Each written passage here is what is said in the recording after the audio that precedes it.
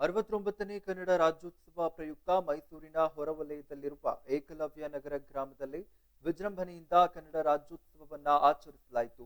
ತಾಯಿ ಭುವನೇಶ್ವರಿ ಭಾವಚಿತ್ರಕ್ಕೆ ಪುಷ್ಪಾರ್ಚನೆ ಸಲ್ಲಿಸಿ ದೀಪ ಬೆಳಗಿಸುವ ಮೂಲಕ ಕಾರ್ಯಕ್ರಮಕ್ಕೆ ಬಿಜೆಪಿ ಯುವ ಮುಖಂಡ ಕವಿಶ್ ಗೌಡ ಹಾಗೂ ಬೆಳ್ಳಿಕಟ್ಟಿ ಸುವರ್ಣಮ್ಮ ಸೇರಿದಂತೆ ಇನ್ನಿತರರು ಚಾಲನೆಯನ್ನ ನೀಡಿದ್ರು. ಸದಾ ಒಂದಿಲ್ಲೊಂದು ವಿಚಾರಕ್ಕೆ ಸದ್ದು ಮಾಡುವ ಏಕಲವ್ಯ ನಗರದಲ್ಲಿ ಕನ್ನಡದ ಕಂಪು ಪಸರಿಸಿದ್ದು ವಿಶೇಷವಾಗಿತ್ತು. ಇನ್ನು ಉದ್ಘಾಟನಾ ಸಮಾರಂಭ ಬಳಿಕ ಸಾಂಸ್ಕೃತಿಕ ಕಾರ್ಯಕ್ರಮಗಳು ನೆರವೇರಿದ್ದವು.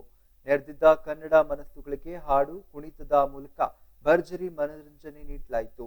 ಈ ವೇಳೆ ಏಕಲವ್ಯ ನಗರ ಗ್ರಾಮ ಪಂಚಾಯಿತಿ ಸದಸ್ಯ ರೇವಣ್ಣ, ಶಾದನಹಳ್ಳಿ ಗ್ರಾಮ ಪಂಚಾಯತ್ ಸದಸ್ಯ ನಾರಾಯಣ್ ಹಾಗೂ ವಿನಾಯಕ ಕಟ್ಟಡ ಕಾರ್ಮಿಕರ ಕ್ಷೇಮಾಭಿವೃದ್ಧಿ ಸಂಘದ ಪದಾಧಿಕಾರಿಗಳು ಹಾಗೂ ಗ್ರಾಮಸ್ಥರು ಸೇರಿದಂತೆ ಹಲವರು ಭಾಗಿಯಾಗಿದ್ದರು.